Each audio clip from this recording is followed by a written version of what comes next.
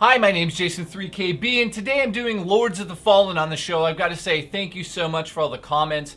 Let me know how I'm doing in these reviews. I'm really under a lot of pressure right now. I was just in LA and San Francisco, and I think, whatever. I was in LA on the Assassin's Creed live stream, so thank you so much for you guys watching that. It was like a life-changing moment for me, to be honest. I can't imagine I couldn't imagine that I would ever be in that situation where I'd be in front of so many people talking about video games. But I also did something else in San Francisco, and that video will be out, I think, in like tomorrow morning at 9 a.m.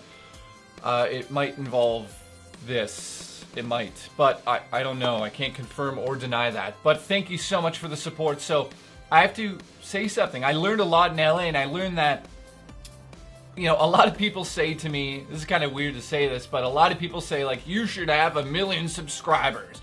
You should have more people watching. Well, I learned that I honestly think it's because I'm not in the US. I'm in Canada, so that puts me in this different whole algorithm on YouTube, and unfortunately it's just tougher for me to get known on the YouTube. So I do now know that you guys supporting it by like commenting, sharing the video, and obviously subscribing, but also liking the video moves it up in the search. So anything you can do in terms of that would help me out a lot. It would help the show grow, and I'd be able to get even more things to review. And speaking of more things to review, I have so many games that I still have to do, so let's just get right into Lords of the Fallen. As usual, I asked you guys what you wanted to know about Lords of the Fallen as I was reviewing it, so I will answer questions during this video. Lords of the Fallen is a hack and slash game, role-playing action game, I should call it, and it's developed by Deck 13 Interactive and CI Games. I'd like to thank Bandai for sending me a review copy of Lords of the Fallen. What's the story in this? JB, who's the 3KB legend, asks, and I'll read it off the screen because I like to do that, is the narrative compelling? Well, I'll tell you what the story is really quickly. You play as Harkin, who is our main hero in this game. He's been branded with tattoos on his face, which are basically his sins of his past. So you see his face and he's all badass and he's like, I've done bad things. And what's kind of interesting in the beginning here is you have no idea what's essentially going on in the game. Obviously, the narrative is it's not like the driving force in this game. This is the type of game that you would buy if you were a fan of Dark Souls. So Harkin is our main character, and he's in jail, but he gets released by a character known as Kazlo. Now, Kazlo is his mentor. Why does he release him? I don't know, but he releases him from jail. Well, I do know, actually. I lied about that. The Fallen is actually a big, huge bad guy that wants to destroy all of the realms in this game. And the Fallen, he's decided that he's going to send his lords, which are bosses in this game, after all of these like different zones in the game. So he's trying to come back to life, and Kazlo is like, I'm gonna get you out of jail, let's go save everything. Or is he? Or I don't know what's going on there. Story in this game is not necessarily something you would buy the game for. It's one of those things that's obviously in the game, because it can't just be like, go in this room and kill somebody. You have to have a reason for doing these things. So story is an average story. Now, a whole bunch of people ask me this, like Martin Martinez. By the way, if I get your name wrong, I'm sorry. But Martin Martinez, Michael Iron, I'm just going to call him Michael Iron because he's like an iron. He's awesome. He's amazing. And Seth Richardson all asked, how hard is it compared to Dark Souls? So, obviously, you know, this game is heavily influenced by Dark Souls, but I can't honestly say that it's completely Dark Souls. It's not like they went in there, took the code, and brought it over here and just changed the skin. I have to say that it definitely is one of those games that is a stepping stone for you to go into a Dark Souls or Demon Souls type game, or even like the Bloodborne game coming out for PS4. It's one of those things where, for me personally, I didn't really get into Dark Souls because I felt that it was like I wanted to smash my controller. And this is one of those games that saw that frustration in gamers and decided that we can make it a little bit less about that whole, well, it definitely is grinding, but less about that, like, how tough the game could be. And we can put things in that are kind of arcadey, that make the game, and arcadey, I mean, like, make it more of a streamlined experience. Because Dark Souls, Demon Souls, definitely wasn't streamlined, so they definitely used a lot of inspiration from there. but it's an arcade version of that game, and I have to honestly say that I'm super happy about that, and it's definitely a positive in this game. Now let's talk about the gameplay elements and like the weapons and all sorts of things you have. So I'll just read a list of weapons you can use in the game now that you understand it's a Dark Souls type game. You have all sorts of things, like crazy things. You have short swords, you have swords in general, great swords, you have axes, great axes, hammers, like super hammers, claws, daggers, staffs, pole swords.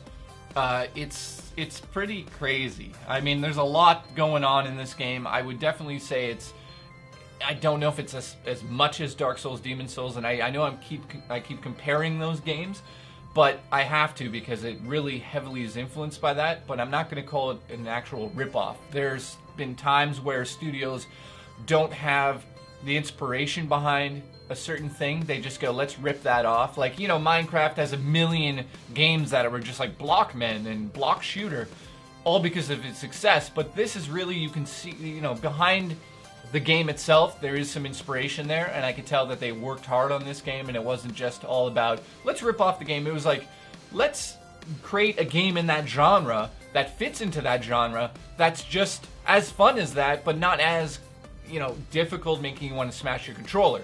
You know, obviously in this game you can, you know, run, jump, roll, etc., all sorts of things like that, just like you could do in Demon Souls, Dark Souls. I know I keep saying that, but holy crap. Depending on your burden level. So obviously if you have heavier gear on, that's going to mark down your burden, and because if you're not working on that skill set, you can't really carry that much stuff, and you'll be extremely slow. And it's like one of those things where I want to use the really good armor, the really heavy stuff, because I get my ass kicked, and maybe I'm not good at like figuring out patterns in the game, but these enemies all have different patterns, and obviously if you have something that's super heavy on, you're going to get your ass kicked by somebody who's super fast, unless you are a perfectionist like me, and you just like fucking figure out all the patterns. Then you really enjoy this game. You can also block in the game, so you can use things like your shield. Of course, shields are important in this game because you do take a lot of hits. The game is essentially about the action aspect of just beating the shit out of each other, but learning the patterns. You also have a gauntlet and your bare hands. Obviously, using these different weapons to block will take different points off of you. So if you use like an incredible shield, it'll be like -2 off your actual power. But if you use your bare hands, it'll be much more because you're not holding a shield. Obviously, that's something that I would hope would be in a game like this, and it is. Next up, you have magic, so you can obviously use magic in this game, which is exciting for me because when I'm the warrior type character in this game, when you use your magic, it's more about being like a tank. It's more of like you move slowly because you have the heavy armor on, and you want to use those magic hits that you send out in a very strategic way. I mean, if you really blow a missed opportunity, then you have to really grind your way out of that situation. I really like that. All of the magic can be upgraded twice. So if you have 4 spells, those can be upgraded twice. Now the cleric spells are more about regeneration and weakening the enemies. And then last but not least, you have your rogue spells, which are about precision, distance, and stealth. This leads me into the actual beginning of the game where you choose who you want to be. So you have your rogue, your warrior, and your cleric. These all have different abilities, different things that you want to use. But the thing I notice is the cleric is the one that has the magic right away. The other ones you have to actually unlock as you play the game. So me personally, I like to be sort of a quicker moving character in this type of game with like short bursts of stabs and hiding. It's one of those things where it's going to be totally your preference, but I have to say that the magic abilities don't really change between the characters. Also, the character designs here at the beginning, yes, one's heavier, one's quicker, one's about, you know, healing, one's about being a tank type player. There's certain limits to that. I wouldn't say that it's extremely different. I do think that I honestly want to play the game over as each different character. So I'm happy to say that it is pretty cool that you can customize it in the beginning there, but I wouldn't say that it's like it's super detailed. So it's one of those things where yes, you want to play the game over. I'll get into replay value later. John Zabiri asked me on Facebook, this is a lot like Demon Souls, Dark Souls, blah blah blah blah. What separates the two? Did they actually achieve making their own game successfully, or is it just a ripoff? Well, this is where I have to talk about the risk and reward system. Now, I did make notes in this, so I'm going to be reading these. When you die, you basically are turned into a ghost. Now, this ghost sits in the exact spot that you have died. Now, you have an option here to go back to that zone and pick up your experience points. So they'll be sitting there just like they did in Dark Souls, but here's what's a little bit different. When you're hanging around your old ghost, you'll get little bonuses. So in a boss battle, you can choose to pick it up.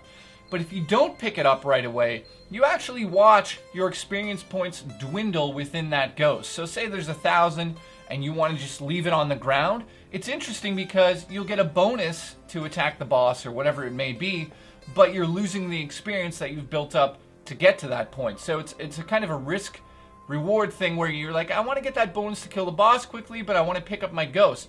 The other cool part in this game, which I think is awesome, is the ability to bank your experience points. So how it works is you have a save zone just before the boss, which is called a shard. You have your experience points that you've basically, built up before you got to that point. Now it's up to you to decide if you want to continue going or you want to save the game. Now at that save station you have your certain abilities, so your magic, and then obviously the ability to use your experience points to level up your character, in terms of like carrying heavier things or your strength or whatever it may be. This is where you can bank it. So you go up to this shard and you make sort of a decision. Am I going to just bank my experience points here, or I'm going to continue on in my mission without saving? Now, that's really unique in this game, and that's what differs between Dark Souls, Demon Souls, that you really have this option to be like, I'm gonna try to keep going and defeat this boss because I want my multiplier to go up. Or maybe I should go and bank my XP here, because if I die, guess what? The multiplier is gone. The multiplier, I can't speak English, is gone. So next time you kill an enemy, you just get your regular XP. So it's this reward system, give and take. It's up to you to decide how far in the game you want to go without saving. I would suggest to save before every boss, because you can backtrack. The enemies will not respawn unless you leave a zone, and there's a bunch of different zones in this game that you can go back in on and get more XP. Brad Cross and Tyler Axe are asking right now, do you buy or rent this game?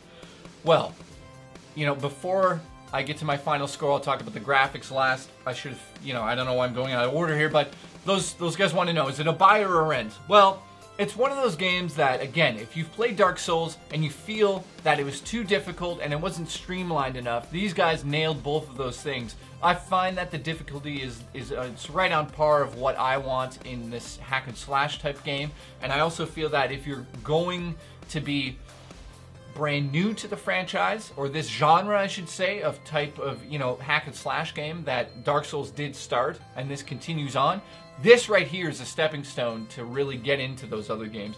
This is where you would want to start. So I would say it's definitely a buy if you're that type of person. If you picked up Dark Souls and you thought, holy shit, this is hard, I hate it, don't go near this game, because this is essentially the same type of gameplay. Lastly, before my score, I gotta talk about the graphics. I played it on Xbox One, review code came in, I downloaded it. It was a very small file and I thought, weird, what does that mean? But the textures, I have to admit, it's a pretty good looking game. I mean, there's definitely some problems with the game, and I'll say that in my score, which, I'll probably just get to right now. So overall, I give Lords of the Fallen a 7.5 out of 10. I feel that some of the best parts of the game, and definitely the reward/risk factor in the game, that really pushes you to make tough decisions. It's all about figuring out those patterns that the enemies will give to you, and you have to watch them with great detail, because I have to say, I died 1,000 times in this game. Like, it was like, I'm gonna kill somebody in the game and somewhere out in the real world because this is so fucking difficult. Now, in terms of the negativity, why it's not a better game, well, the story obviously is just there to be there. I don't feel like they really put too much detail into it, but then I also have to say, I don't think they had to in this type of game. I think it's one of those things that it's all about the gameplay, and they pretty much knock that kind of out of the park. There are definitely enemies in the game and instances where, things would fall off the side of the corner where you couldn't get them, like in the staircase area where you couldn't pick them up. And I thought, what the hell is this? I worked hard to get it, now I can't pick it up. The fighting on the stairs, oh, I hate it. Absolutely hate fighting an enemy on the stairs. It's so wonky and it doesn't feel balanced. He's like above you and it's awkward. It's just very awkward on the stairs. There's also enemies that will spin around you, and sometimes they spin into the wall and just get stuck, and then he's like, and then he'll come back out. So yeah, there's amazing enemies in this game, and I really enjoy fighting all the bosses, but there are definitely some enemy types that are just a joke, like completely a mess, and I thought, why is some of this really good and some of it's kind of bad? I wouldn't say it's extremely bad, but yeah, I don't know. So overall, 7.5 on Lords of the Fallen. Thank you so much for watching this review. I know that I didn't go into extreme detail and everything, but I'm be honest here, I'm being buried alive under video games right now. I wanted to get this out to let you guys know if you should pick it up for the holiday season or wait until it drops in price. Again, if you're one of those fans, hack and slash, pick it up. If you're one of those fans that doesn't have the patience to die 1,000 million times, wait for this to go down in price, and then maybe you'll pick it up and enjoy it a little bit. If you're into one of those games with patterns and enjoying how to like figure out patterns, you'll love this game. So thank you again for watching the review. It means so much to me that you guys comment below. It really does mean a lot to me. I really do appreciate it. So thank you so much. Link in the underbar to my Twitter, or it's on the screen somewhere. Next up, I don't know. I think Bayonetta 2 might be. I don't know. There's too many games. Too many games. If there's a game you'd like me to review, let me know in the underbar and maybe I'll review it. I don't know. I have so much going on right now. Thank you so much. I love you. Bye.